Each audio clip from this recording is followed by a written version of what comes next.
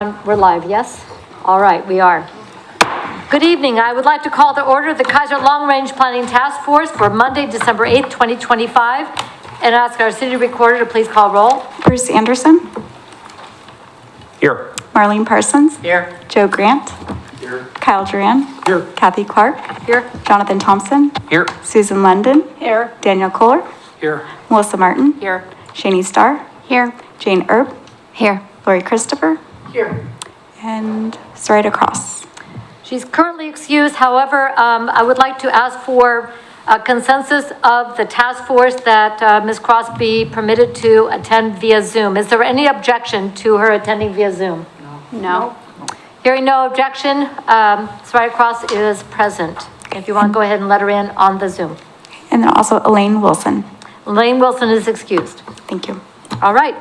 With that, the first order of business is approval of the minutes of the last long-range planning task force meeting, which was on March 10th, 2025. Were there any additions or corrections that anyone wanted to note? If not, I would entertain a motion to approve as presented. So moved. Second. Moved by, Susan, seconded by Dan. All in favor, please signify by saying aye. Aye. Opposed, signify by saying no. Motion passes unanimously. I'll turn it over now to City Manager Adam Brown and Budget Officer Mr. Tim Wood. Thank you, Madam Mayor and members of the task force. Tim's going to be presenting. Mr. Wood will be presenting the long-range planning task force mid-year update. And but I just wanted to lead off saying a lot of the things that are around us happening financially with other cities. We are no different than them. We're all under the same system. Fortunately, we've put it off for a while, but this coming budget, the 2026-27 budget, needs to be a year of reckoning for the city. So anticipate a difficult one because we have spent through our reserves, and we will need to get to a level where we need to maintain a minimum level of reserves for each fund. So with that, I'll hand it over to Mr. Wood. Thank you, Adam. Thank you, everyone. I feel like we just did this. So tonight, the purpose is to get together, go over what's happened during the first 4 months of the fiscal year. I chose, normally you would talk about it quarterly, but I wanted to get the first 4 months in. There's some revenues that we don't see until October. So I thought it was important to be able to include some of that information into our presentation tonight. We're going to be taking a quick look at the citywide overview, general operating fund, which will include both the police services and park services, and then also our enterprise funds, which are the water system and the stormwater system. This is really just designed to give you an update of where we're at and to start talking about some of the difficulties that we're going to have moving into the future. We're going to have another meeting similar to this in January or in February, March time period. At that point, we'll need probably a little bit more consensus direction as far as which way to take the actual budget for next year. So with that, I'm going to go ahead and move forward. So this is a citywide overview, and feel free at any time to shoot out questions at me. I do appreciate that. So this is a citywide overview. If we take all of the different funds that the city has, smash them all together, this is what you're going to get. To be honest, it's not very useful for most things. In fact, most of the time I never look at this other than getting ready for something like this. And this is the fine print for y'all. So really, the only thing that I would really like to highlight is, as a city, right down here, we're anticipating a we're sitting on a $4.5 million loss right now. That's compared to $2.7 million last year. The difference is revenues are down, expenses are up. The biggest piece with our total resources being down is we received a fairly large grant last year from Marion County, the finishing up of our turf field project. So that didn't reoccur this year, so our revenues are down about $600,000 overall for the entire city. Expenses are up, a little over $1 million. Majority of that is related to police. We're getting back up to almost being fully staffed there. Also environmental group, we're back to being fully staffed there. We also bought a piece of property out at Keizer Station to help with moving along some resale projects out there. So that's really the big picture. If we look at our 2025 budget, this line here, overall, our ending fund balance, if we spent everything that we had, would be about 5.4 million. That will meet all our reserve requirements this year. However, this isn't sustainable into the future because, again, we're looking at a fairly significant loss for the year as we move forward. So again, looking at all of our funds, all of our revenues combined, if you compare that to the last 3 years worth of average revenues, you can see July, August, September, October, we're a little bit behind in comparison to the 3-year averages. And that is strictly because of that grant that we received last year that we're not getting this year. So again, revenues seem to be on track for all the things that we know about. This is the time of year I do get nervous because you see the big jump as we get into March here, or November here, and that's when we receive the first round of property taxes. So one of the key things that we have to think about is with our reserves, we need to have enough in our ending fund balance to be able to survive July through October. Historically, many, many years ago with the city, I understand we didn't have a very good ending fund balance policy, and we always had to borrow.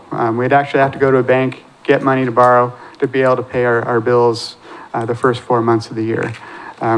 Through the diligence of the council and the budget committees of years past, and we've been able to solidify and get our ending fund balance to the point where we don't need to do that. If we go below the 15% mark in our general fund, that's the point that we'll have to start asking ourselves, we're going to have to go out and borrow some money or reduce services during the first 4 months of the year, and that's not a great spot to be in. Councilor Christopher? So didn't we do interfund borrowing? I don't remember going to a bank. I remember doing interfund borrowing, though. I think it was a mix depending on the year. So I think you are correct. I think some years we did do an interfund. Yeah, okay.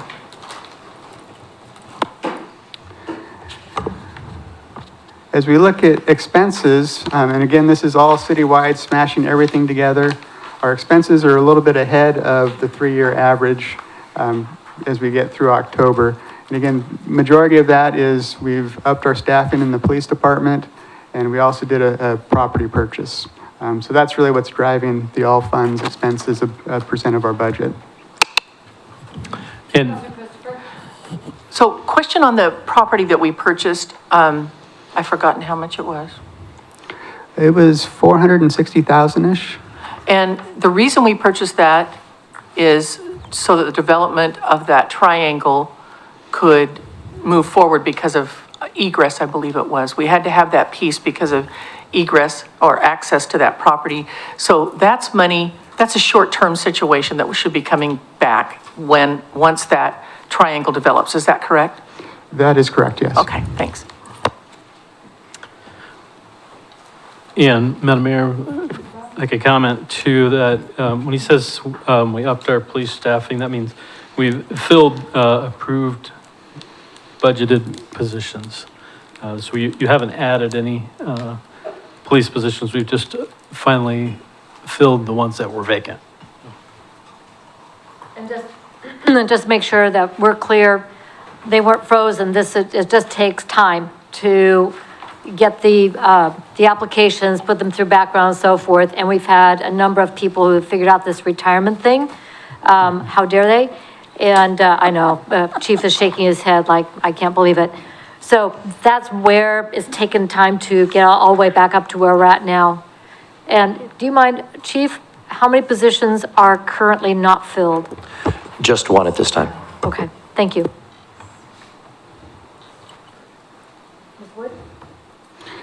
Staffing, since you all brought it up already, that's the next slide. So I think someone asked me to say some of the highlights of what's going well with the city, and staffing is probably number one. The city is the best staff that we've ever been since I've been here.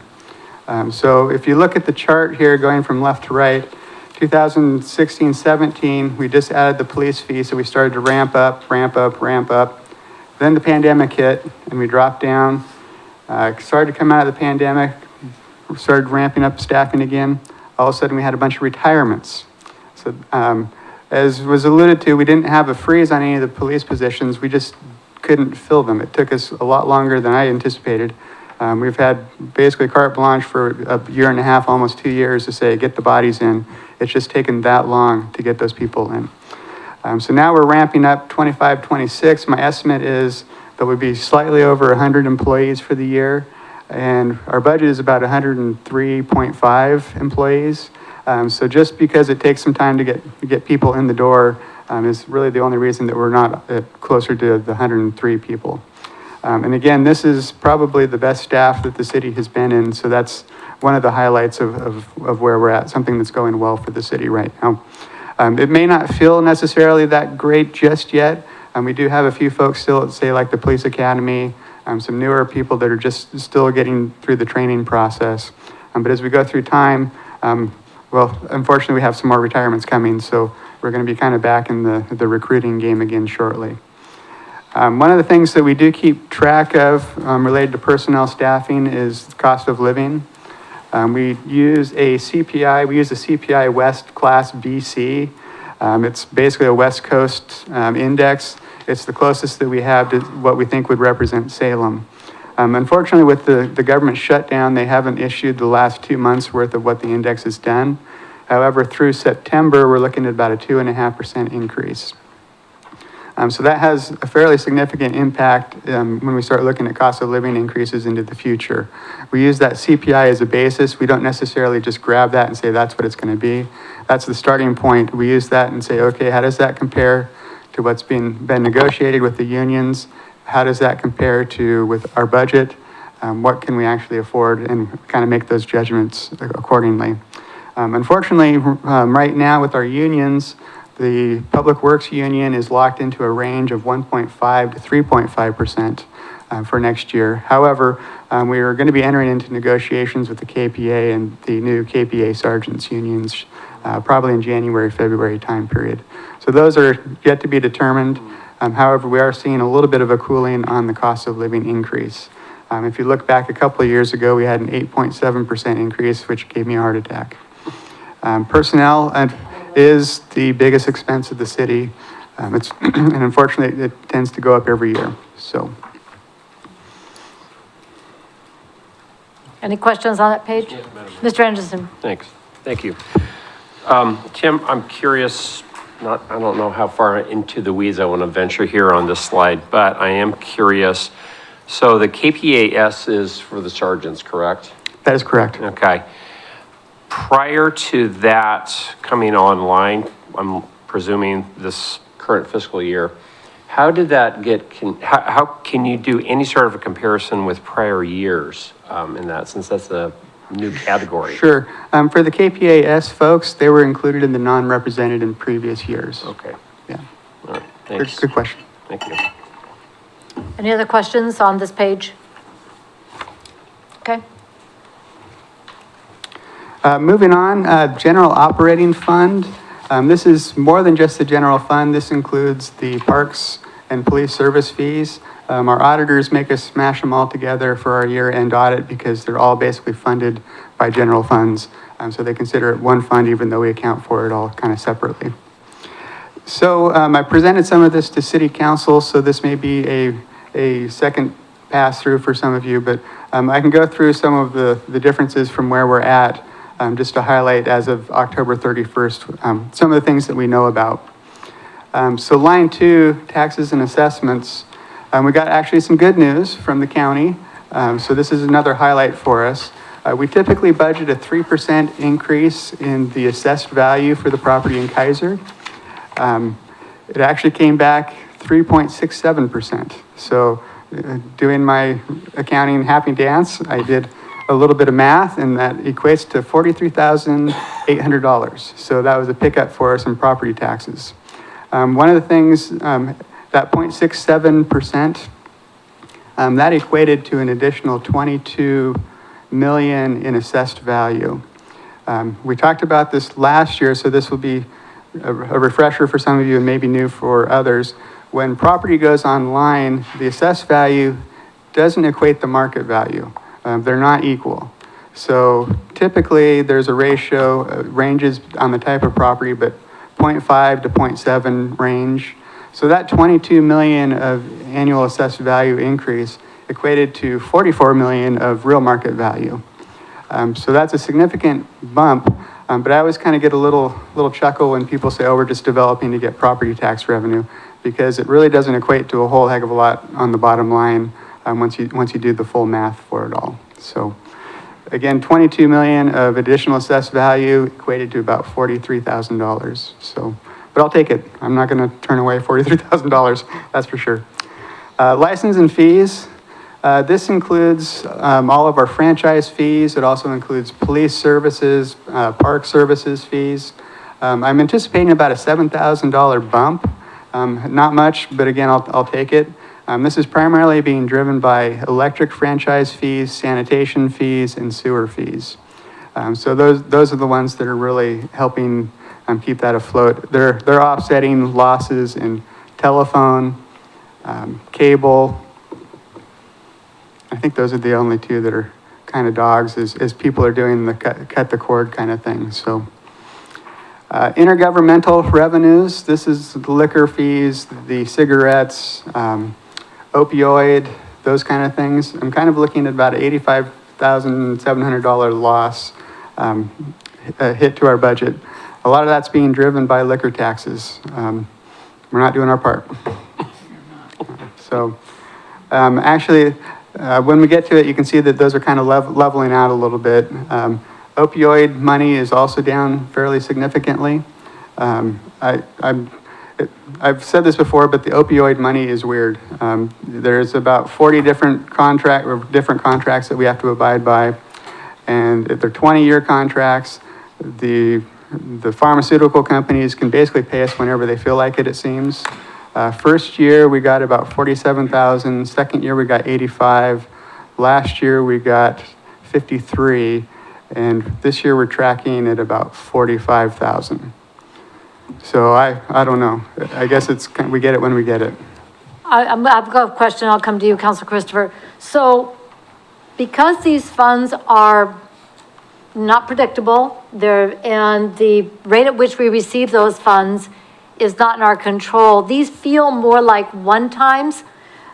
We have policies around one-time revenues that we don't budget them. When we get them, Yahoo will do a supplemental. If we get them, and then we'll know how much we're dealing with rather than budget them and get caught short. And that's partly what I'm seeing here is that, so I would like to at least open a conversation about treating these more as one-time rather than a predictable funding stream, because clearly they're not, in my opinion. So thoughts on that? Councilor Christopher? When do we get those? What is it? Yes. They can pay it, okay, so they can pay any month they want. There's no, okay, so. I've been unable to see a rhythm to the pattern yet, and that we're on our third or fourth year now. And we get them for 20 years. So we've done 3, so we've got 17 more years. And what's the least amount we've been given? About 40,000. Okay. Madam Mayor, oh, sorry. I don't disagree with the mayor. I don't disagree. However, I don't know that I would remove I don't know that I'd remove $40,000. I think maybe I would budget $20,000. Oh, microphone, Lori. Oh, sorry. I think maybe I would budget half that, $20,000, knowing that we're not going to get that small of amount, and then leave the other as discretionary when we receive it, When we or receive something like that. I'm gonna go to Mr. Lindsay and then Mr. Wood. Thanks. The other thing to remember about these funds are they're pretty restricted into what you can actually spend. So a lot of it is either education or programs against drugs, those sorts of things, because it really is about the opioid crisis. And one of the reasons that comes in wonky is that there are so many of these class action lawsuits, and as some of them get appealed, they stop paying for a while and then they try to restructure the payments and stuff like that. So it really is stuff that's sort of even out of our control to a large degree, although it is supposed to be a 20-year timeline. And once they're set, they're supposed to be pretty consistent. But hopefully, once appeals are over on, say, if there's 10 of these, if there's appeals done on 3 of them, we'll sort of know what 3 of them are going to look like, that sort of thing, so. So kind of going back to that idea that we budget our revenues conservatively anyway, like you were mentioning our property taxes, you start off with the 3%, which is a known. So as we're looking at these funds, to look at this as, I like the idea, have a placeholder. We know we'll probably get something, but really go very conservative on that so that we have a very realistic expectation of what these dollars will be. And then if and when we get some amount, we do supplementals. That would be very, and then we could also be talking about how the police department is going to use those specifically anyway. It's a great conversation to have with the community. So I think there's a win-win there. So I'm seeing some head nods on that. I'll go to Mr. Brown. I think before you get too far down the road, I would remind you of what we have budgeted for, and that is for officer time that we are using to address people with opioid addiction. So Okay, perfect. that is going towards personnel, and so just want to remind you that. Well, and I think that makes the point even stronger, is that we've got to be extremely realistic. So when we get the funds in, yes, they are then designated for that. Thanks for reminding me, I forgot how they were being designated for use. But if we're conservative, then we can look at our overall funding and make sure that we are whole going into our budgeting. And if we end up with some more, fantastic, we can do more outreach or however the staff recommends those funds be used. Within the parameters of those dollars. So that's the thought there. Councilor Christopher. So how long do they have to appeal? Is there any limitation on that? And maybe I misspoke calling them appeals direct. They're more like restructurings half the time.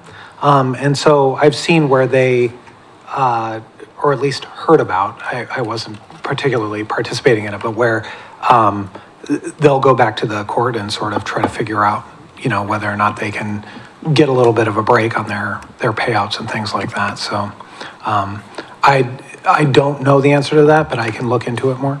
Okay, and then follow up. So once that, if it's restructuring, that could go on. Yeah, there's not going to be any limitations on that. God, I think that's a hard sell. Yeah. As a multi-trillion-dollar drug company, we just can't hardly meet our expenses. Anyway, yeah, that answers that. And the other thing is, thank you. I did not realize that money went, I was thinking it went to educational purposes, but I like it better that it goes to the guys that are working directly with the affected population. So, great. Anything further? Councilor Starr, Council President Starr. Thank you. Excuse me. Thank you, Madam Mayor. Mr. Brown, or Mr. Wood, I'm not sure who's gonna have this one, but are we required to spend it within a certain amount of time that we Oh, good question. get it? Because I'm curious if we stick that in a fund I don't think so. and we reconcile it at the end of every year and put it where, I like it. versus budgeting it. Mr. Wood. I have not seen any restrictions on timeline. I anticipate probably at the end of 20 years, there may be some legislation at some point that says you have to tell us how you spent it. It's really a reverse certification every year. We have to fill out a form that says, have you spent it on anything that's not eligible? But they never ask us how much we actually spent on something that's eligible, which is really weird to me. So I have a Follow-up, follow-up. Thank you, Madam Mayor. So if we get that money in, say in March, do we just like stick it in a line item and then come the budgeting, we know what we've already received? Or if we get it in like, I don't know, maybe we get it in on December 31st, we stick it in an account, and then we'll know what we get for the next budgeting year, and then that's what we're using. So only the amount that In the bank. that we've got in, we're not trying to project and budgeting that we maybe will get 60,000 and we only get 40. Boom. Yep, we can absolutely do that. Perfect. Okay, that's what I just yeah. wanted to make sure, so. Right now, we have a little bit of a backlog. We have about 236,000 sitting there. Now that the police department is closer to being fully staffed, the intent is we're going to start allocating that out for the specific purposes that it's to be used for. What now? We have, What? I think we all just went, what? What, Mayor? What is the 236,000? That is all the previous years because we have not spent any of it yet. Oh, come on. So, I know, right? Why haven't we spent that to take care of We've been police waiting for the deficits? police to get to the position that we can actually justify the use of it. So, we're there now. Yeah. Okay. So making sure we had eligible expenses, and you got that for reporting. Okay. I'm sorry, what was that? It was making sure we had eligible expenses. Okay. Thank you. So for folks who would like to read, there is a short version of the opioid settlement, if I remember correctly. I know I've got a copy in my files. Would anybody like to see the Reader's Digest version of that, just so for your own reference? Just so you know what we're talking about. So, Mr. Lindsay, I remember it was in Shannon's files. Okay, I will locate that. Thank you. Council President Starr, Just one more question. just one more. What is the position that we still have left to fill at the police department out of curiosity? Chief? It's a full-time police officer. So one full-time police officer? Correct. Great, thank you. Okay. All right. Thank you all. Good thinking. I appreciate the conversation. Yep. Line 5, fines and forfeitures. We're actually seeing a significant uptick now that we're closer to being fully staffed in the police department in citations. We've seen a huge jump in the number written. A lot of those are compliance related, so expired tags, license, insurance, those kind of things. Some of those they can fix with a $50 fee. Other ones they have to go to the judge. We're also seeing an increase in cell phones. Just for the general public, you cannot even hold your cell phone while you're driving. Put it on the driver's in the passenger seat or a glove box or something. If you're even holding it, whether it's on or not, you could get pulled over for that. So we are seeing those. Right. Now that the traffic team is back, like I say, a significant increase there. We're gonna have to watch our expenses to make sure that the pass-through assessments that we have to pay to other jurisdictions doesn't get overwhelmed with all the new revenue. So for all the revenue, we have to pay a certain percentage to Marion County and to the state. So We do the work and get if the revenue get the goes money. up, yep. Got it. The other thing, line 6, other, we got some insurance proceeds in. Unfortunately, we had a few vehicle accidents, and we had a little more than what we were anticipating as far as other income. One thing that I am keeping my eye on also in other income is interest. Interest rates have been dropping. That's great for people looking at getting houses. That's bad for the city. When I first started, our interest revenue was $1 million-ish.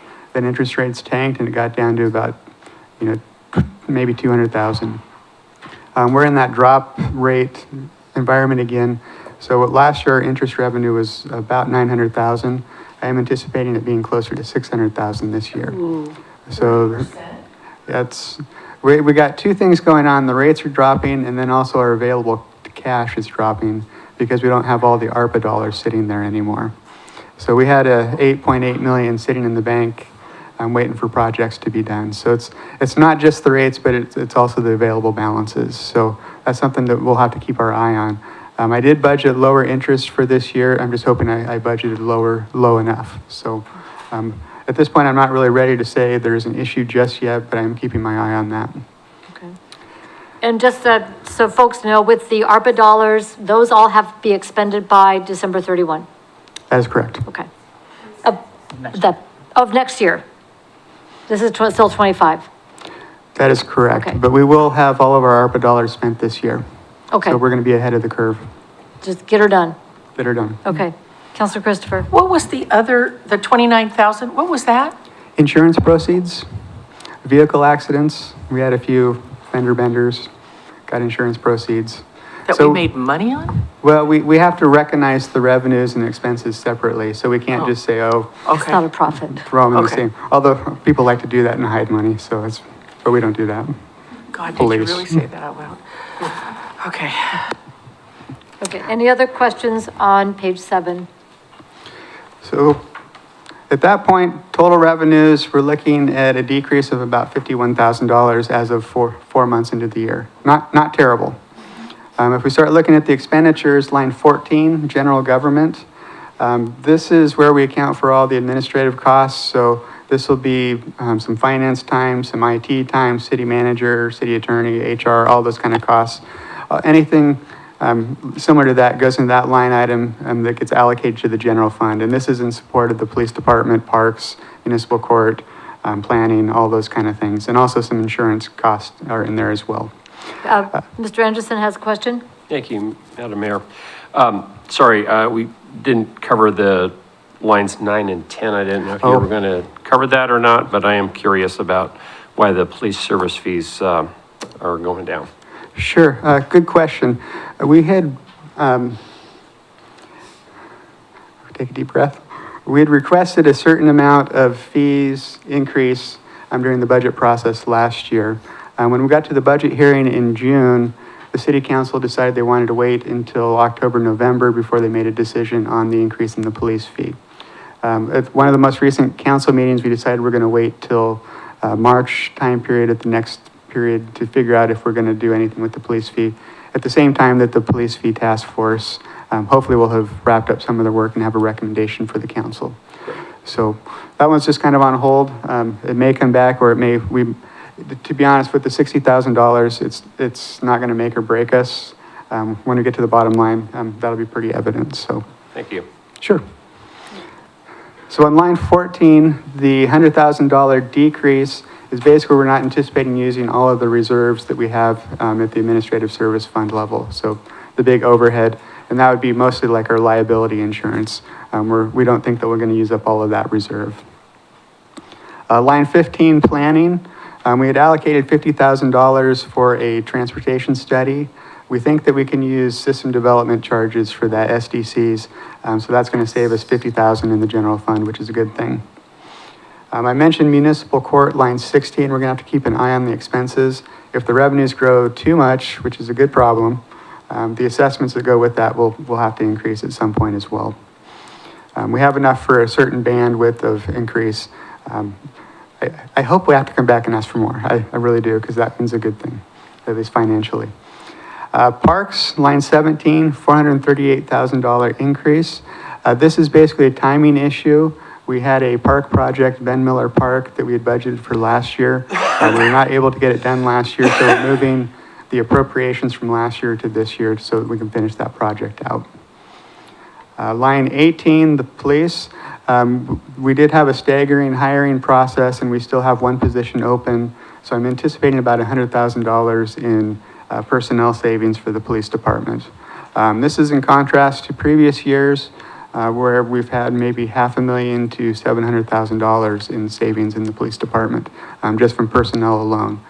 Historically, when the budget was tight, we just kept some positions open, delayed hiring. That's how we've survived many, many years.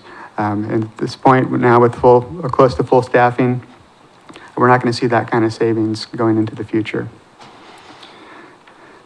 Transient occupancy tax, we're planning on spending everything we got. Contingency, hopefully we're not going to have to dig into that. So again, no expense there. Transfers out, this is, I'm sorry, I'm going to back you up. Transient occupancy tax, was that the one that we had the $30,000 earmarked for the community library? Was that money expended? I believe it was, yes. Okay. Because I understood they did not get public recognition. They still have expenses. Okay, so the money still went over there? Okay. Well, I'm gonna go, if you would yield to, It's okay. Council President Starr.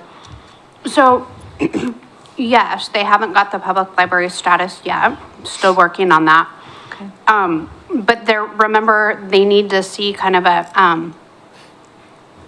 yes, there's a commitment of that 50% public funding, but they'd like to see I don't want to call it history, but pattern or a trend of the public funding, right? So they can't just see a one and done. They have said that they wanted to see the kind of the Commitment? commitment and the funding coming in, Okay. right, year after year.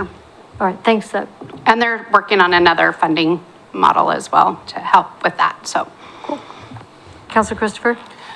So $326.30. Is that what we've received so far? Or is that the first 4 months? What is that? Well, actually, I'll show you I'll jump ahead a slide or two. Let's see. Maybe it's not here. It's not here. Do you want to put a pin in it and come back to that? Yeah, Okay, so but that wasn't my question. That was just my preliminary question. Now for my real question. And that real question is, when is our third hotels coming online? Do we have any indication of that? I don't think it's going to be before the end of the fiscal year. I'd be very surprised. Oh, really? Yep, Yeah, the end of this fiscal year. yep. So that's great. I mean, that's not great, but but we will have it then for the budget that we're going to be working on in May of next year. I would expect that. Okay. That was my real question. so to follow up on your question, we've received about 110,000. Okay. And what did we get last year? About 325. Okay. Cool. I love tax. Right. Everyone knows what tax is, right? This is OP money that we pay for all of the things that we need so that you and you and you and you and you don't have to pay for them because it's been paid for with OP money. Do you want to define OP for people who aren't? Other privy? people's, Thank you. other people visiting our community. Our guests. Moving on, line 21. This is another, I guess, a highlight for me. As we've talked about in the past, we had the PERS Tier 1, Tier 2 situation where PERS said we needed to include their 457 contributions as part of their subject salary for all their reporting stuff. Originally, when we started down the path, we thought it was going to be about $3.5 million, maybe up to $5-ish million. It's actually settled at about 1.3 million. So it's significantly less. I had some Would you please say that number again? 1.3 million. That's fantastic. So it's not Final? perfect. So basically, it's probably still going to be closer to the 3.5 million eventually. However, what's coming out of our pocket immediately is 1.3. What we're paying for is the contributions that we should have made at the time, plus some interest on those. So we're not necessarily paying for the difference between what people's benefits now are compared to what they were. That's going to be added to our unfunded liability. So we get to pay for it just over time. And I'm kind of got a sick knot in my stomach because PERS came out with their advisory rates of what may happen July 1st, 2027. We might not talk about that one until next time. But all of the rates for the three different classes that we have are going up about 5% each. So, I'll have a number probably sometime end of this week, next week that I can share as far as what the impact of the city will be. But yeah, so like I say, the current expenditure is 1.3 million, which is good. Long-term, we'll be paying that for many years to come. And that's really stresses the importance of the property sales strategy. Let's get the property sold so we can roll those funds into the PERS side account, and that will give us significant relief into the future. So, and I'll come to you in a sec. I was about to mention that. Will that change the amount that we're allowed to put into the side account? Is there a cap or some sort of guidance from the state on how much we can put in that account? Right now, have already committed a certain amount, and we just have to get the dollars by February 1st. Okay. So, yeah, if we don't get them by February 1st, we may lose out on the match that they've allocated to us, which is bad, but not the end of the world, because this program will probably re-up again. They've had a history of doing this every couple of years, so. Okay, which is a good thing for us, and then we'll be able to put more and more into the side account. And so the money that we were anticipating we would have to bond will now go into the UAL. Correct. Perfect. Councilor Christopher? So a couple of things for folks watching. This was not Tim Wood's fault. These were, this amount owed on this PERS liability happened, how many years ago? It started in 1994. 1994, and it was based on advice that was provided to us by PERS. We followed that advice, and then PERS reversed themselves, and we ended up owing approximately $3 million, of which we're now required to pay 1.3, and the rest goes into the unfunded liability. The property that we're talking about is city-owned property that is not doing us any good sitting there. We're not collecting taxes on it. We're not putting businesses on it. People aren't working there. And once that property is sold, the proceeds of that city-owned property can go to pay down this unfunded balance, and we get new businesses and we get people working locally. Just wanted to expand on that. I know we have a tendency to do, to use lingo speak. I'm the worst. Okay. Right. Okay. Any questions on what we've been talking about? That's all good news. So as we move down to the bottom of the page, 26, beginning fund balance, this is our working capital. This is the dollars that we have to get us from July to November. So we anticipated we'd have $6,387,000. We actually ended up with $7,394,000. 438 of that is the park project that was supposed to be last year that got moved to this year. So about $600,000 of savings after we got through the budget process. So someone recently asked, so what have we done knowing this is coming? That's what we've done. We've saved $600,000 through watching our expenses to make sure that we can keep those in line. We as a city do not have a history of when the end of the budget comes, oh, we have to spend everything, otherwise we're not going to get it next year. End of the year happens, we have very little activity out of the ordinary. We're not going out and buying all the golden hammers or whatever. So that's what we as a city have done, knowing this is coming. We've saved about $600,000. So I feel I would say that that's another highlight for me of what's going well for us. We've seen the issue and we cinched up our belts to try to address that. I want to follow up on that because it's not just you or the executive leadership team. This is an attitude through the entire staff, all 103 employees, recognizing that every dollar belongs to the people of Keizer and being good stewards of that. And over the years I've been on council, time and time again, there's been this sense of pride on the part of the entire staff that every dollar counts and it's going to be spent wisely. So I really appreciate that organization-wide attitude and philosophy. So moving on, again, just a visual graphic. Again, this time of year, I get excited because the property tax revenue comes in. So you can see July through October, next to nothing. We got fumes coming in, and then in November, property taxes hit. We typically never get 100% of our revenues that we anticipate. So we're always pretty cautious by the end of the year to say, hey, things are starting to slow down. Don't spend if you don't have to. Big picture, 40% of our revenue is taxes and assessments. About 30% is license and fees, the franchise fees. Intergovernmental is about 11. A little bit higher this year with the transfers in is about 14, and then everything else is kind of rounding at that point. But again, two main sources of revenues for the city. We talked a little bit about property taxes. This is just kind of the math. Property taxes is basically just math for me.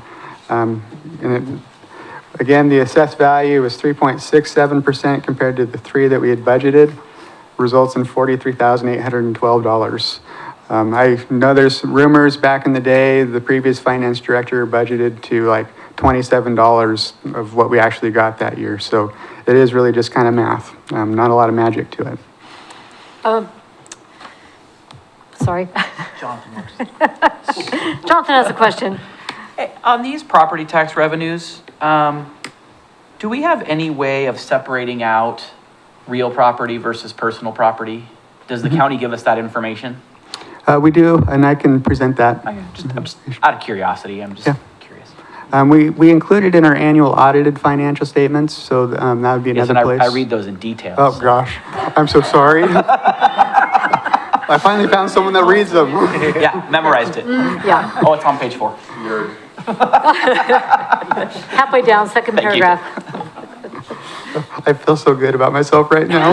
Someone reads them. So again, not a lot of magic. We did a deep dive last year on property taxes.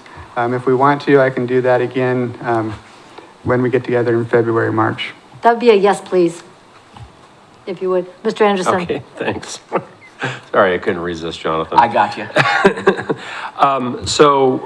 Getting back on the assessed value, Tim, I mean, that is, so Jonathan asked for personal versus real, right? Is there any way to distinguish like commercial versus residential? 'Cause Sure, yep. I think that'd be, just for kicks and giggles, it'd be really good to know kind of where we're at on that. Right, I agree. Because I always look to other jurisdictions and I'm so envious with all of that commercial and industrial property that they have that we cannot have, so. Yeah, you'll be underwhelmed when you see our commercial and industrial.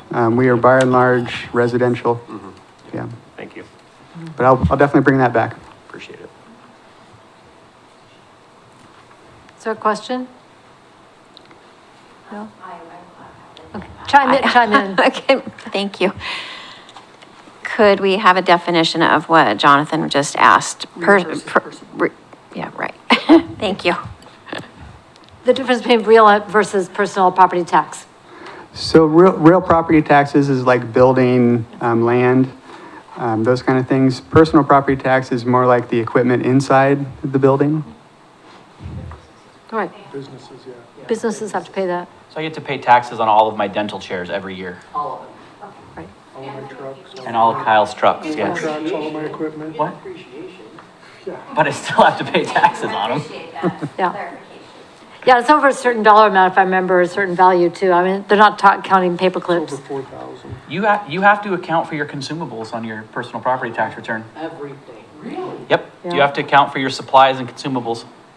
Oh, that's right, yeah, that's true, You don't yeah. have to list it if it's No, you're under not- 4,000. Right. Or 4,500, something Yeah. like But I mean, it's pretty detailed and, you know, given inflation and so forth, 4,000 a long time ago was a lot of money and now it's not, but you have to go down to that detail in our tax system. Is that a fair statement? Yep, okay. Does that help? Okay. You're welcome. I'm glad you asked the question because there's other people asking the same one. Okay, Next page is our license and fees, or this, it's not all of them, this is just the main ones that we have. And as you go down, what I'm paying attention to is the percent of budget. Really, we should be close to 30-ish%, as far as 33%. So electric franchise, we're still kind of waiting for their payments. They're coming in November, so we'll see what those look like. Natural gas, again, waiting for them as well. Telephone, it just continues to die on us, so we're down 15%, and we're only 21% of our budget. So while it's only 19,000, that's still going to be a hit for us. Cable TV, still haven't seen anything from them yet. Sanitation is up 5.2%, so we're seeing positive there. Water, basically is up about the rating, actually, it's not the rate increase. We had a lot of consumption during the summer this year. So that's really what's driving this year. I think the timing of when the billing and reads happened was, that in a hot summer, I think, is what kind of did them in. Sewer, that one went up about 4%, so our license fee went up about 3.7. Typically, it corresponds to what the rate increases are. Storm, parks, and police are all basically going up just because of increase in population. You will see that the stormwater license fee is going up almost twice what the parks and the police are. That's because we're seeing people take advantage of the discounted rates for the police fees and parks fees. So we've had a big push, especially with the new year coming, to say, hey, if you want to get qualified, let us know. And we've had a lot of people take us up on that. So we are going to be working on a more thorough discount program. That should be in the works in the next couple months once we get a few things behind us. So, Ms. Martin? I just wanted to kind of ask where we are as a city in terms of, we had talked about possibly restructuring the fee program for commercial businesses versus residential, and kind of where we're at in that process. great question. We've actually done the work. We presented it, I think we presented it at the city council meeting. To task force.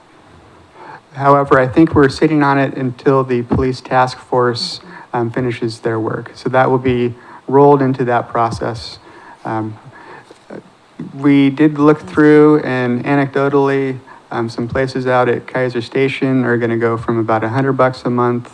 If we just base it off of the ESU, the equivalent service units that we do our stormwater, some folks out at Keizer Station will go from about $100 to about $13,000 a year.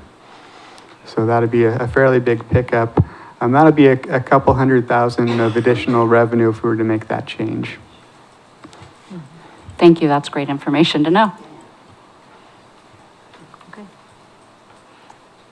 Any further questions?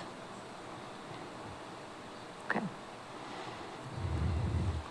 I am going to take a step back. I didn't really address this very much, but on line 24, we are looking at about a $2 million loss for the general fund for the year. So that is not sustainable, but that's better than the 2.8 million that we had budgeted. So I just realized that I forgot to say that, and it's going to play a part in the next couple slides. So. Okay, so you're taking us back to which slide, or you're going to talk about that here, right? Yeah, I'll talk about it later. Okay. So, yeah. Because Moving on to we've been talking about some good news, and that was not a good right, news that's line. bad news. Okay. That's a bad news bears. All right. So intergovernmental, this is again our liquor, revenue sharing, opioid, and cigarette tax. They're all just kind of tanking on me this year. So I suppose that's good for society, but bad for our general fund. And again, municipal court, this is the highlight.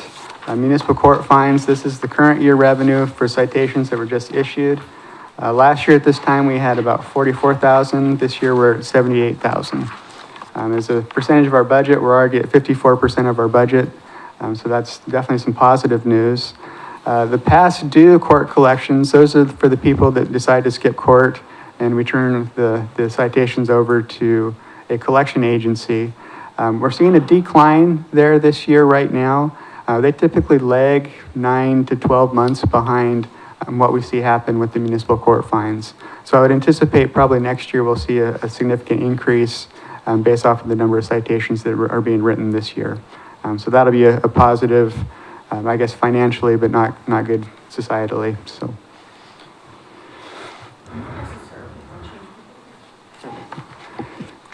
As we look at operating fund, general operating fund expenses is the 3-year average. And again, you can see that we're a little bit above the 3-year average right now, trending above. And again, that's the closer to full police staffing, and then also that property we bought out at Keizer Station driving that change. Staffing within the general fund, like I indicated before, we're at the best staffing that we've ever been. You can kind of see through time, the police line item, back in 2016-17, we were 43.46 people for the year. I'm anticipating we'll be at 47.67, just based off of timing and everything. Overall, the general fund directly supports 57.07 people this year. And that is up. I guess if you go back to 2018-19, that's the last time we've been close to that number as far as total staff on hand. Madam Mayor. Mr. Anderson? I don't know if this is an appropriate time to raise this question, but I am intrigued by, seeing the numbers, but notably on our police department. There is some sort of a number I've seen out there, like on a per capita basis, how we are, how we're staffed on our police department. There's some comparison with other, cities and that sort of thing. And I'm just curious, seeing these numbers, how does that match up for Keizer? Sure, that's a good question. We're actually working on that as part of the police task force. So we'll have a more formal report recommendation in the future. I can say right now we're below whatever the average is, no matter where you look. So that doesn't necessarily drive how many people we actually need to do the work, though, because everything is kind of dependent upon, how much industrial, commercial property you have versus residential versus multifamily versus are you close to I-5, off I-5, geographic constraints, those kind of things. So there's a lot of factors. So we can't just necessarily say this is the average, we should be at the average. Right. But that work is in process. Okay. Well, thank you. I mean, I'm just curious, the task force is going to do its work. For me, it's just good information to be able to see, here we're at, this is what we can afford, but this is where maybe we should be at. And so I don't know how we get from point A to point B, but anyway, thank you. Mr. Brown? Thank you, Madam Mayor. So the task force is doing an amazing job, and the staff working for the task force is putting together an amazing study about it that really tells the whole picture. And we don't want to over rely on any one number, and that's probably one of the ones that we can't rely on too much because their communities can be so different. And I can use the example of the last community I had, the daytime population was about 40,000 and the nighttime population was only about 12. And here it's kind of opposite, right? Everybody leaves town in the day and comes home tonight at the night. But the crime statistics were pretty close, if not worse than the other place. So, but I would, point you to that study that is in progress. It is going to be very comprehensive. It's probably more comprehensive than we've put together in a long time. So. Thanks. Would everybody like to get the link sent out to that study so you don't have to go looking for it? It might be really helpful teeing up the conversation in February. So, Ms. Bissett, can you send that link out to everybody or the PDF? Thank you so much, appreciate it. It's a really good read. Chief? I will, it's still a work in progress, so you'll probably get like the 95% complete version of it that she has currently. We're waiting on some numbers from OSP for our national incident reporting system that they promised to get us last week that we don't have yet. So we emailed them today asking for it again. But once we get those numbers, it'll be 100% complete. So it'll be what you're asking for will be, it's all in the report. So perhaps we can wait and get the full report, so you get one copy in your email rather than have to figure out, is this the draft or is it the final? So unless anybody objects, and you can go look it up online, it's posted. Right, and the task force hasn't even gotten the final data report yet, so. Yeah, so wait, but when it gets published, go ahead and send it to the entire task force, so you all have the same information. Okay, yeah, the draft that has been put out so far is really, really good. Okay. Also going back, again, back to that comment, what have we as a city done is part of this. If you look at the planning line item, back in 2019-20 to 2021, we lost a body. We had a retirement that we didn't backfill. So that's one of the ways that we've cinched our belts up as far as being able to keep our general fund in line with what we're trying to do here. Another thing, the indirect line, if you look towards the bottom, this again is all the overhead groups. And, you know, there may be hey, let's see if we can reduce that to try to save our general fund. That's fine. Say for my area, we have 1.56 people in finance that are doing the payroll, accounts payable, cash receipts, financial reporting, budgeting for the police, for the planning, for the code enforcement. If we cut that out, I don't know what kind of budget you would get from the police department. It could be really scary. So there's a few things like that let's cut the overhead. At 1.56 people trying to do all of the accounting work on behalf of the police department. Not sure how skinny we can go there. The indirect area, these are all allocations that were based off of council resolutions many years ago. And it all starts with the city attorney. The city attorney gives us, you know, what projects they've worked on for the year and how that equates to the different funds that we have. So we take that. Then we also look at full-time equivalent, how many employees we have in each of the departments. And some of these are a combination of the projects that were being worked on and the full-time equivalents. Others, like my department, is based off of the overall budget for that department. So with the police department being the biggest, that 1.56, we're probably talking 1.2 people of that are specifically working on police kind of stuff. In support of them. So, and again, with these folks, it's really hard if you cut a body from the finance department. You're not just cutting it from the police department, you're cutting it from throughout.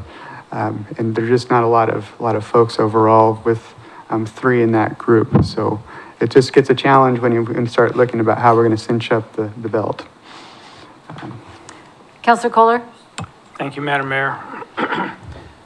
This might be for you, Garrett, but when we have someone retire, what is the current pattern? Are we finding that we're able to replace them with a lower pay position because of the tenure that they had at retirement? And what's our pattern with that thus far? That's a good question. It really can depend because of Oregon's Equal Pay Act. You know, if we get somebody who's really seasoned and experienced, they're going to come in and on the higher end of the range, or maybe somebody with less experience is going to come in on the lower. So it really just depends on the job market for that particular position. So I guess my question was, what does the pattern show for what we're doing? We've had a number of people retire this last year. Are we hiring at equal pay, or are we trying to, are we successfully hiring people at a lower pay scale? That's information that I can put together for sure. Good. Good question. Okay, moving on. So the next question I thought when I was putting all this together is that $2 million loss for the general fund, is that just a one-time, once we get through a couple of years, we're going to be fine? On the next page, when we get down, this is assuming no changes in any of our police fees, parks fees, no rate increases of any kind. So this is somewhat of a status quo. We're not necessarily addressing anything just yet. So that $2.2 million loss, next year it goes to 1.7 million. And the primary reason is, again, we're not buying property. So that's really what's driving that change. When you get to 27, 28, it jumps up to 2.1 million. The big step up is mostly PERS, unfortunately. That's the big headache that we'll have to deal with. Get to 28, 29, we're still at $2.1 million of a loss. And 29, 30, again, another big step up in PERS it's $2.7 million loss. Again, we've known this has been coming. We've been trying to do what we can to address this. So again, our fund balance, 7.4 million to start off with. Unfortunately, it's going to get us to 27, 28, where we're going to have issues where we get down to 9%. So we have somewhat of an immediate urgency that we need to work through to resolve this issue, because obviously it's not sustainable. So again, as staff, once we get to February, March time period, we'll be able to identify if we have any more cost savings, but we're going to have to address some of the top revenue type of line items as well when we get to that point, because we're not going to be able to save our way necessarily out of this issue at this point. Councilor Duran? Does those, the dollar figures, does that take into account if we start paying down our PERS obligation? Yes, it does. Yep. A good question. If you look at line 20, PERS side account offset. So that's, the first year I'm basically giving us a half a year, $187,000 of additional savings, and it gets to $264,000, and it ramps up over time as well. So. I mean, when we sell property and we start paying that down in larger chunks, I mean, millions, is that still the same? Well, we have the option of doing the side account. We don't necessarily have the option of directly paying down the liability. Okay. Yeah. Good question, though. Ms. Erb? And then I'll go to Ms. Martin. Thank you, Madam Mayor. So do we know what the market value that we're going to be asking for that property is? And is that accounted for in here yet somewhere when we sell it? Well, we have the market value for Keizer Station Area B2 and B1, really. And that's on the north side of Lock Haven. The property on the northwest corner is about $4 million. And we have a letter of intent in, I'm trying to think, we did the purchase and sale agreement on the other one, right? It's coming Okay.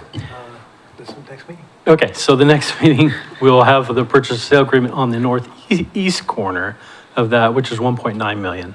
And then we're waiting on the estimate or the appraisal for the what we refer to as the large triangle, which is between Lock Haven, Shamawa, and McLeod.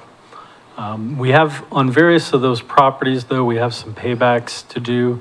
On the large triangle, there's a payback for the property purchase plus a payback for the street fund, I think, for the purchase of it, of like 1.3 million. And then I think on the northwest corner of Keizer Station, there's $1 million payback to the street fund again. I don't think there's as much of a payback on the 1.9 million piece, so. And then. Sorry, could you describe what you mean by payback? So we borrowed money from another fund to purchase the property.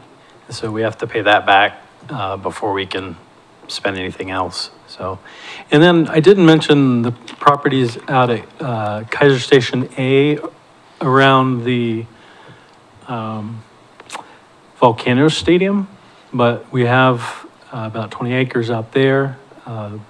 We have 6 acres that is under a lease purchase option, and I believe we're in year 3 of that. So that is about, I want to say $1 million. I can't remember, but we have a lease purchase option that says the specified amount for industrial land behind the Bonneville Power Station, the 6 acres there, or 7. Okay, so after, just a clarification, after the paybacks on the large triangle of, I think you said 1.3 and another million or something. 1.3 plus 450,000. Plus 450. So once we then sell it, what would be the net result back to the city? And we own about half of that. So assuming that we're probably not going to have a whole lot net out of that property, the large triangle. The smaller triangle, we'll have more of a net. And then the northwest corner of Keizer Station Boulevard in Lock Haven will have a bigger number. That's probably the one that's most profitable, that $3 million we could net out of that. Okay, and so just a follow-up, is any of that in this budget document anywhere? No. What is in there is the budgeted contribution to the site account. And right now, we're gonna really struggle to make that payment because of the timing. We had a deal, as you might have seen, followed in the newspaper, and that went through. Fortunately, we got another deal on it, which is good, but it sets us back timing-wise a little bit. And it's actually been a remarkable year. I'll kind of leave this comment on a high note. The number of businesses that we've had interested in all three of those properties this past year has been amazing. More than the previous 2.5 years that I was here. And the great thing is they're calling us. So there's a lot of interest and demand for it. And so there's a lot of things in progress right now for it. Okay, so just one last thing. You said we've budgeted to put some money into the PERS set aside, but we don't know where that's coming from, basically, you said. Yes, Because we expect it to come from some of these sales. Yeah, it was 3.7 million, which was going to leverage about another 700,000. So it would have been a $4.2 million net impact to the site account. My math should be in the general ballpark for that. But since the original purchase and sale agreement fell through for the Northwest piece, then that's one we'll have a hard time making by February of this year. So, but the state has been committed to making these site account match budgets every year. And so we can jump on them as soon as we can. And a couple of years ago, you had to wait to the biennium for your obligation to be updated, your unfaded or UAAL, unfunded accrued actuarial liability, to be recalculated. But now, and correct me if I'm wrong, but now they'll do an interim analysis for you, actuarial study, and adjust your contribution within the biennium. So that's good news also. Ms. Martin? I do have a question about why, we cannot use or put a larger sum of money to pay down our PERS obligation. Just because, you say we can't, but it would be useful for all of us to understand why that is. Let me make sure I understand why we can't. So with the sale of the property, if, let's say, we made 4.3 million and our obligation is 3 million, or, I'm just, for the sake of an argument, and we can't use all of that money, we have to put it into the site account. Why is it that we can't pay down more of it in advance so that we're not so burdened by, do you understand what I'm asking? Yeah, I think so, and I might need Tim's help on this one. There's no limit on the site account other than to paying what's actually owed.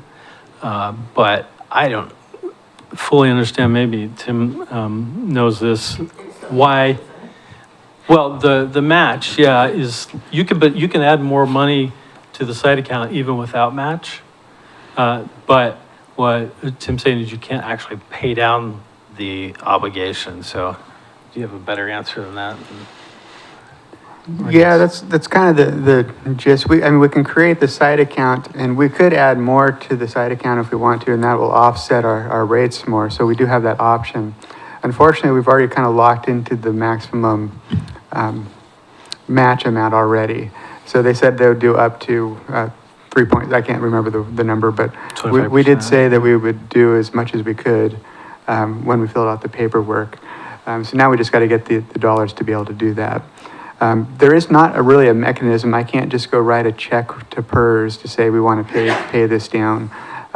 They just won't take it because it impacts the contribution rates. They don't want to have to go through, I'm pretty sure it's probably statutorial limited, because they don't want to go through the process of having to recalculate all the actuarial information every time a city, one of the 400 entities that participate in PERS, if everyone did it all the time, their actuarial department would just be slammed all the time. So I'm sure it's probably some regulation, but I'll look. Thank you very much. Madam Mayor, Mr. Lindsay? it occurs to me too, are you even asking about, because we deal with a lot of different restricted funds too. So like when ARPA came through, you couldn't actually use ARPA funds to pay off PERS or, so as some of these funds come up, like if you have water funds, we have laws that say you can only spend those on water, so. Yeah. So basically it's all these shifting pots. So when, say, the street fund gets paid back, that will free up in a way, for sidewalk gaps and different programs that then you don't have to use general fund money. So there might be some there, but that's a little bit more of a shell game because the restricted funds really have to be spent in Oregon on what they're collected for. Thank you. I do understand that you have to spend the money where it's allocated to be spent. But what I was specifically asking about was the property, and we had talked about during the budget last year about using perhaps even more of those funds to pay down our PERS. And then when I heard you say that we couldn't, pay it, like really use it to pay it down immediately, I just was curious as to why that was. Any other questions? I totally agree that the whole PERS and unfunded actuarial liability and so forth is really, really complicated, but the bottom line is it really impacts our general fund, and every city that is PERS, which I think is every city in Oregon, is being impacted by these PERS unfunded liabilities. So the side of account, I think, was something that was created to try to cut cities a little slack, help out a little bit. Well, at least close to it, dancing on the edge. And even that, cities are still going off the cliff. We're just trying to keep from going there ourselves. So thank you to Mr. Wood, Mr. Brown, everybody for putting this together, so we at least have a fighting chance. Appreciate it. Any other questions on the PERS? Okay, so again, just to reiterate, unfortunately, this is kind of the year of reckoning, as Adam indicated earlier, with the 27-28 ending fund balance being at about 9%. Time is starting to run out for us, so keep that in mind. Again, we showed this last year. This is kind of the mountain and cliff. 24, 25, we did save up as much as we possibly could. And we're anticipating burning through the reserves that we have to get us to the 27, 28 time period. Ideally, if this gray mass would be in line with the blue bars, I would sleep at night, and that would be great. So if we do a carve out of the police department, as far as general fund resources, doesn't have a specific amount that we have to allocate to the police department. However, at 75% of the general fund, it kind of gets everything. So with this, again, this projection is based off of no changes to the police fee. No results from the task force are incorporated into this. So this is a status quo kind of situation. Police services fee, you can see that, doesn't change. The general fund support, this is probably the most complex calculation I could ever think of doing. I was trying to figure out how to allocate the general fund resources based off of the expenses in the police department in comparison to all the other departments, to try to really show what the police department's impact is overall on our $2 million loss. So again, ironically, it worked out to be about 75%-ish. So 25, 26, just for the police department alone, we're looking at about a $1.5 million loss. So that's what could be attributed to them. As we go through time, again, we'll take a little bit of a dip in 26, 27. And then we jump up 27, 28, about $1.9 million loss because of the PERS impact. When we get out to 29, 30, we're looking at about $2.5 million loss just for the police department. The beginning ending fund balance really doesn't make a lot of sense. Again, this is just a carve out of the general fund. It's really just designed to show you what the police department impact is on the overall general fund. So with the work of the police task force, that's kind of a 75-ish% solution for the general fund. We'll still have to think about, the planning department, the parks department, those kind of things as well. But at least we have something to begin the process with. If we move on to the parks is a little bit different. We have a policy in place that we're supposed to allocate at least 2.5% of the general fund revenues to the parks line. So we do have somewhat of a closed system within the parks. We have the park service fee, we have general fund support that is a minimum of 2.5%, and then we have other revenues which include rental properties, park reservations, those kind of things. And again, assuming no change to the park service fee, we're really looking for 25-26 about a loss of $594,900. The challenge is when we project into the future, when we get to 26-27, it looks kind of okay, except for the capital outlay line. It drops to $285,900. However, based off of our capital outlay plan, we're really looking at about $525,000 of projects that we want to do. That continues into the future. 27-28, we're looking at $152,500 for capital, and again, $525,000 capital outlay plan. That continues into the future, so we're going to have some decisions on our capital plan. Do we want to delay projects, cancel projects, look for alternative revenue sources, either debt financing or rate increases or operating levy? Those are the kind of conversations we're going to have at the next long-range planning task force meeting, because it's not going to be sustainable. We're not going to be investing into our park system basically after this year. So next question is, okay, what are some of the projects? 26-27, $525,000. We're looking at replacing the Country Glen play structure, replacing a mower, getting a gator for Keizer Rapids Park, and replacing a 2007 Ford 250.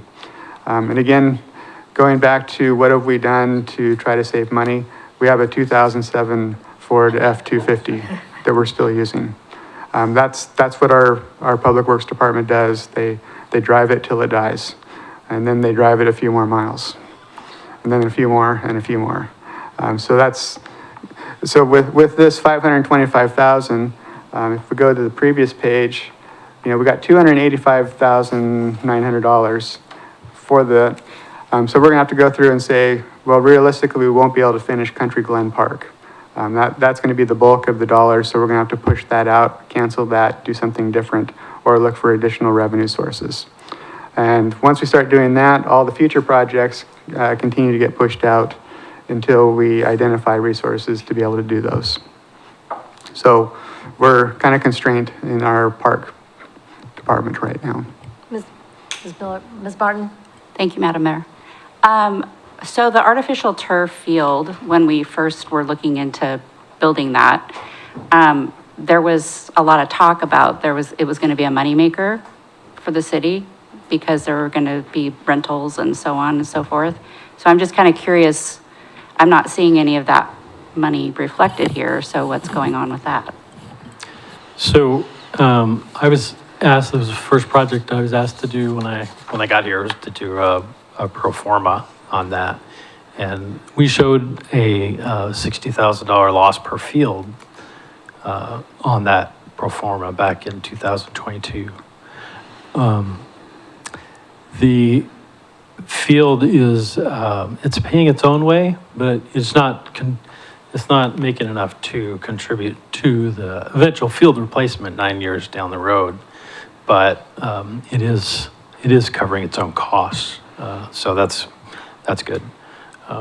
And once we finish the paving of that, which we are close to having enough money to do that, we're about $200,000 short.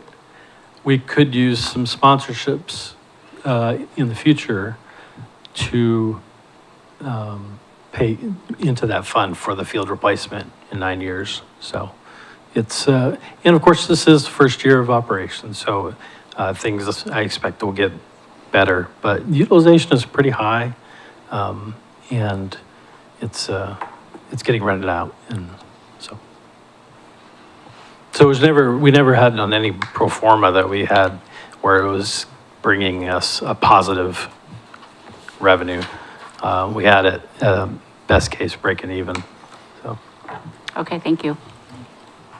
And I just want to piggyback on that. A lot of that had to do with keeping the cost down for the users so that our sports teams, local teams and kids would be able to use those facilities at the lowest cost possible with being able to replace the turf in about 9 years.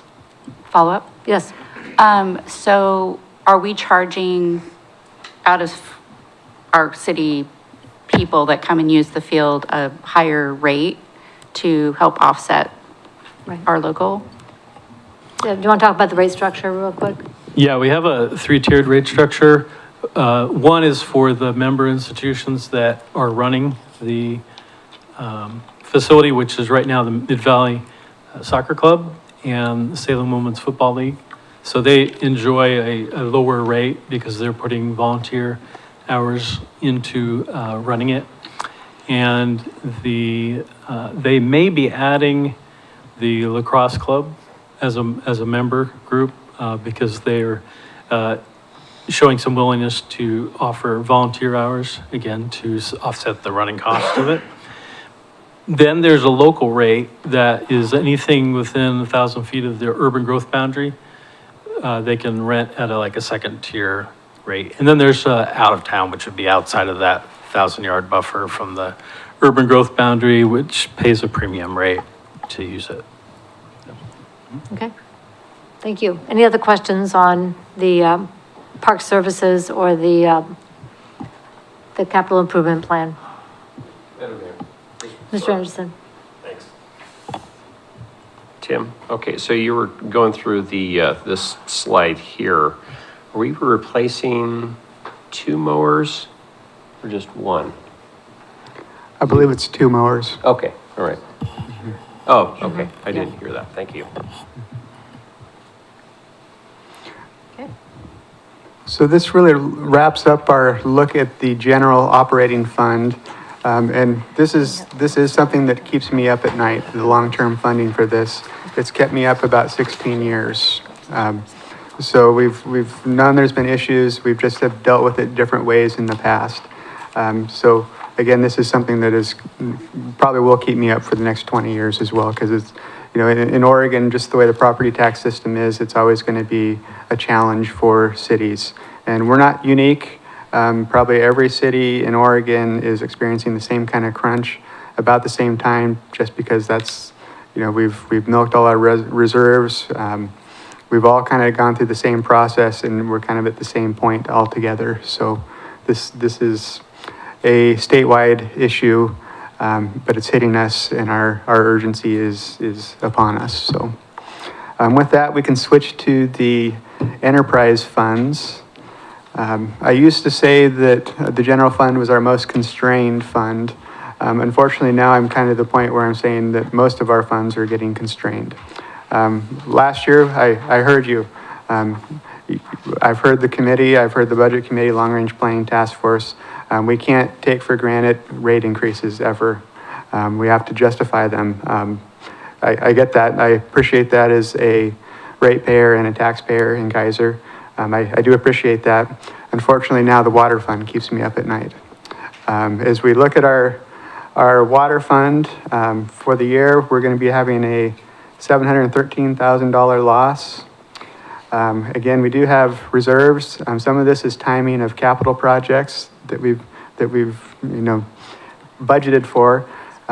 For our enterprise funds, we try to keep about 60 days worth of cash on hand. We'll end the year probably around 96 days, which is great. When we get to 26, 27, again, not assuming any rate increases of any kind, we get down to the capital outlay, because this is going to be the first place that we're going to stop spending. We're going to stop investing in our infrastructure. $490,000 is what we can safely do in our capital outlay, yet we have about $1 million through our master plan process that we really should be taking care of. Majority of that is replacing the water lines. That's really the main project we have with the master plan for the next 3 or 4 years. It's the big ticket item. The scary part is we get to 27, 28, we're not going to invest anything in our infrastructure if we don't make any changes. Zero. We're not going to replace any water lines. If we have anything that happens, we'll have to address it at that point through a loan, interfund borrowing. What we've tried to do with the master plan is have a fairly even rate structure, even rate slope. We wanted to go, the master plan called for 4 to 5% rate increases every year to be able to pay for the infrastructure. At this point, because we've had a few years where we haven't, and inflation, I was reminded that just electricity costs alone have gone up about $100,000. The rate increases from PGE hit our utilities. They hit all of our funds, actually. So we're not any different than people at home. Our budget is impacted in the water fund about $100,000 from electricity costs. But we've known this, that we've been slowly scaling back the amount of pipe that we've been putting in the ground. But 27, 28, we're not going to be doing anything unless we change something. So again, that's either we look at the rates, we do a rate structure redesign somehow, we do a borrowing to pay off the master plan, something along those lines, but we're gonna have to do something. And again, as we look at what the capital projects are, again, like I say, it's basically the water line replacement project. We need to replace a certain number of pipe every year to keep up with the total infrastructure over time. If we go back and do a new master plan, master water plan, it'll probably tell us the same thing, except for we just got to start working on the older parts of town just to keep the infrastructure going. So that's kind of the water system. And again, now this is something that keeps me up at night as I worry about how we're going to invest.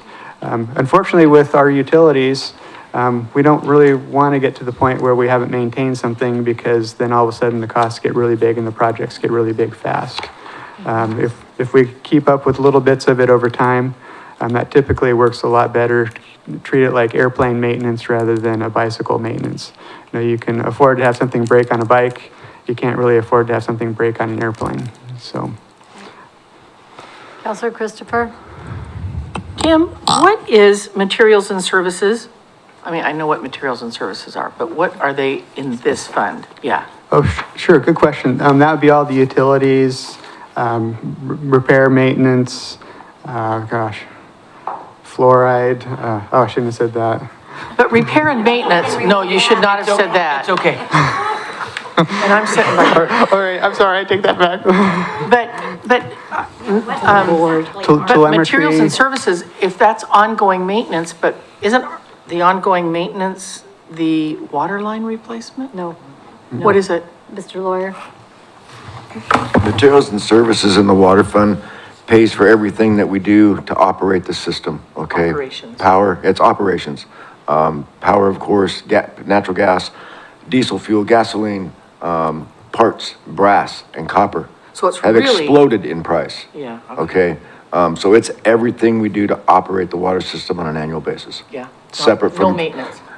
No, it is maintenance. Oh, It's not capital, it's not mainline replacements. okay. Okay, it's all the maintenance of the water system and operations, but no pipe replacement. Okay. No, if we have a well fail, we have to re-drill a well, there's no money in there for that, okay? That goes in the capital program. Okay. So I'm following up on that then, when we stopped doing the incremental increases, and we've had a number of these conversations over the last year or so, saying, do it a little at a time, but the budget committee voted to not. And everything that year plus going forward is no longer being collected, so that the reserves have gone down. And we don't have anything when something fails, and it's not an if, it's a when. Because it happens, it gets used all the time, and we have, older pipes and newer pipes. And one of the things that we've really prided ourselves on is keeping everything in a state of good repair to save the taxpayer dollars. Mr. Lawyer? Thank you, Madam Mayor. We have strategically, over many years, monitored our capital improvement program in the water fund, and we've lessened the dollars as in an effort to keep the rates lower. Even though we had rate increases, we could have used a larger rate increase, but we've offset the capital program to balance the bottom line and absorb the additional materials and operations cost. Tim mentioned the power. That $100,000 increase is in the last 2 years, okay? 25% in the last 2 years. So to keep the rates as low as possible for the citizens, we've balanced it with the capital program, and it's catching up to us. That's really the reality here. It's catching up to us. So just wanted to share that. Thank you. Any other questions? And I guess a follow-up on that. So when we are looking at the proposed budget for 26, 27, we'll be looking at recommendations on how to get our capital outlay, the options for bringing it whole, and then increments from there. Is that the plan? That is correct. Okay, thank you. All right, Okay. 21. Last year during the budget process, some of you asked me specifically what was keeping me up at night. And I think I told all of you the stormwater fund. If I didn't tell you the stormwater fund, I probably didn't say it loud enough, and I should have. This one is, I apologize, this is probably a little bit my fault. We had some issues that crept up on us that were much more significant than I anticipated. We had many years where we didn't do rate increases. We felt like we didn't need to. And then all of a sudden we identified a really big project. We tried to do a fairly large percentage-wise increase last year. I think it was 25%, something like that. And I think when the budget got all done and said for, we were looking at about a 3%. I do appreciate that we built into this a annual indexing.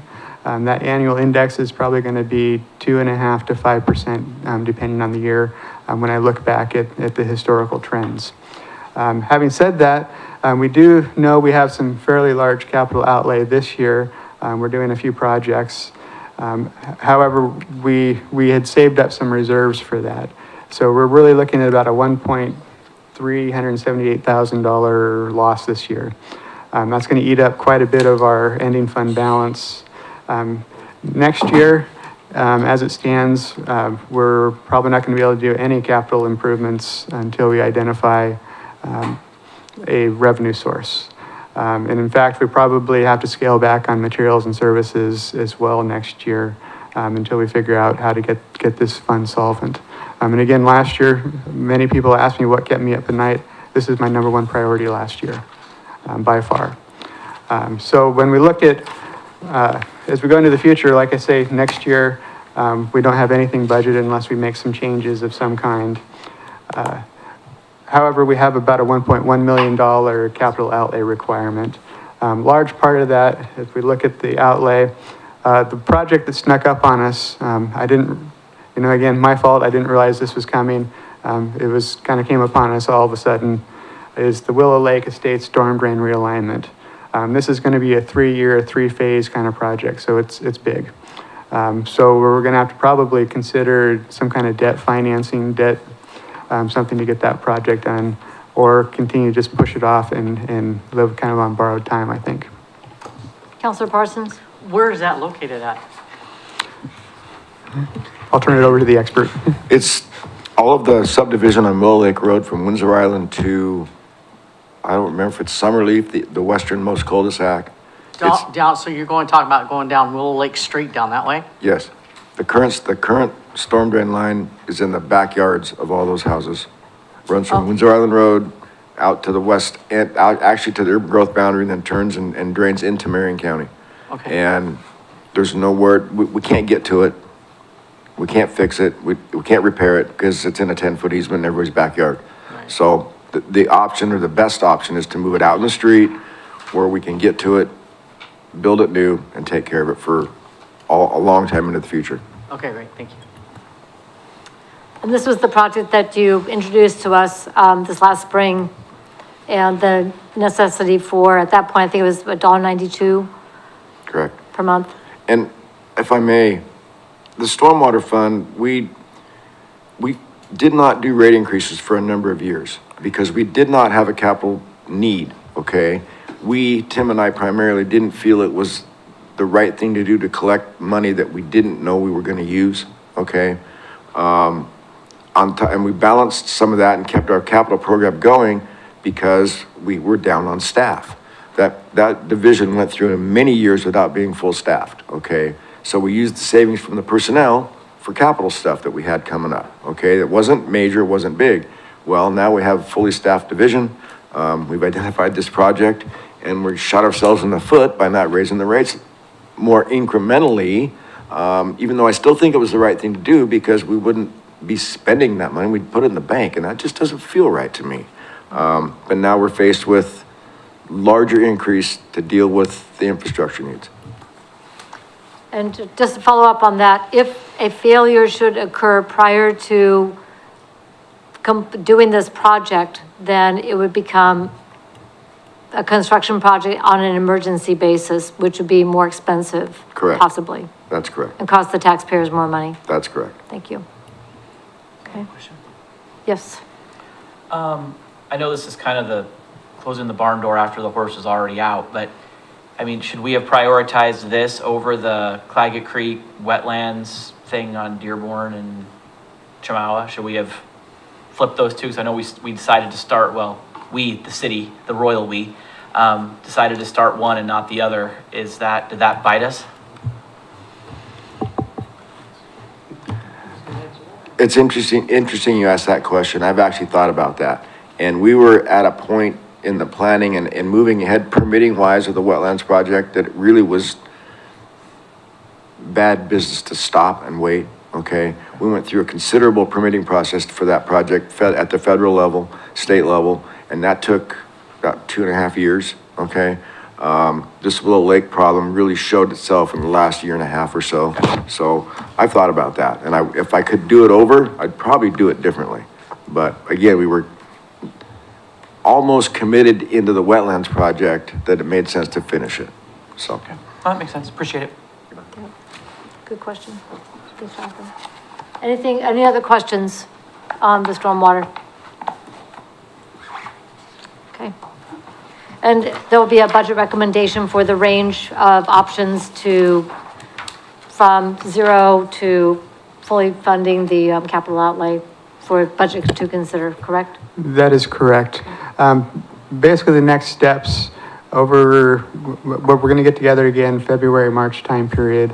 By then, we're going to continue to see if we have any cost savings that we can recognize or if there's any other potential non-cost savings that arise. But yeah, at that point, we'll be in a much better situation to present, here's a range of options. What are people's feelings? Try to get some consensus as we roll into the budget process itself so we can incorporate that. In addition to any of the strategic planning items that arise as well. So we're hoping that we can kind of smash all of this together and have something that makes sense to help move the city forward. So again, a lot of information presented tonight.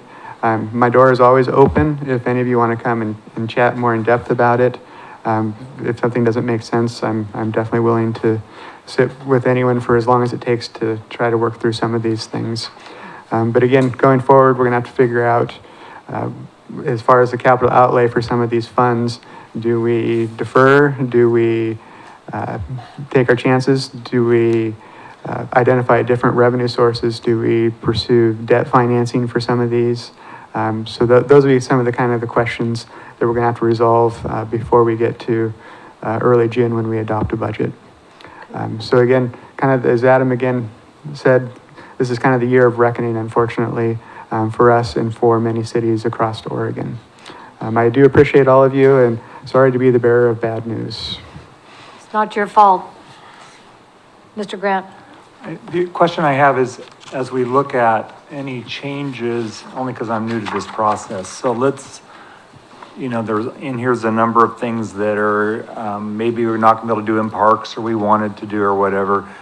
Before that recommendation comes back to us, does that go to like the Parks Board and get their advice, their opinions before that comes back to, I'm only using parks as an example, but a wide range of the users or the police department or whatever, they have input into what things maybe could be done prior to that comes back to us? That's a question, I guess. Absolutely. For things like the parks, there's obviously a committee that oversees that. If there's any committees that directly interact with some of those budgets, we'll definitely run recommendations through them to come back. Yep, good question. Thank you. Good question. Any other questions on the presentation tonight? Okay, Council President Starr? Tim, I have a question on our budget calendar and our budget timing. Because I know that in the past you have allowed for budget requests to come in, I think it's been towards the end of April, right? And then that puts, and then I think when you, or even that first week in May, and you have such a tight turnaround to get that budget document out to us,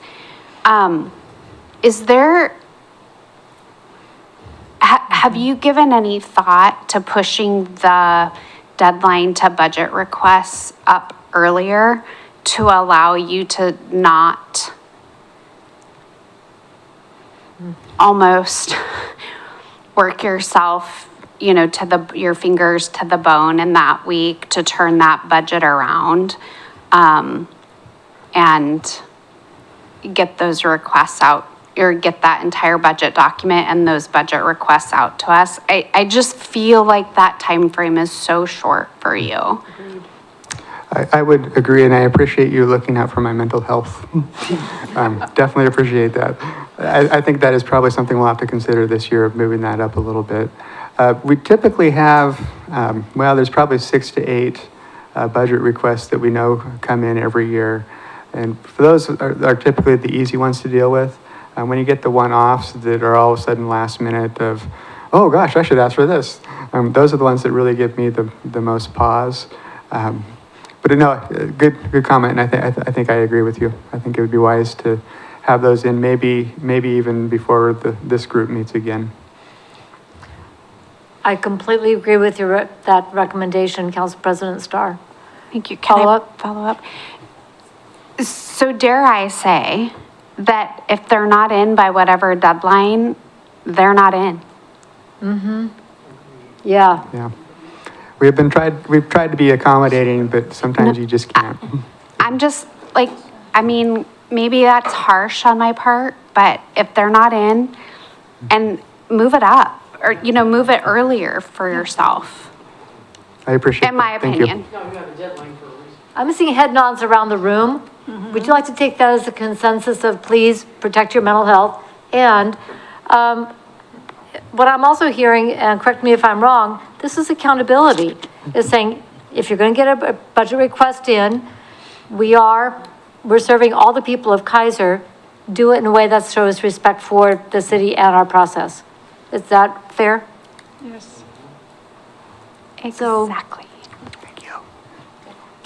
That is direction from the recommendation from this group. I know it's a task force, so we do not pass motions and so forth, but I think that it is, We all agree. yes, it is advice very well taken. Not yet. So if we need a change in our financial policies, I know you can bring that to us. I can do that. Thank you. I appreciate all of you. Thank you. Ms. Martin, did you have one? Okay.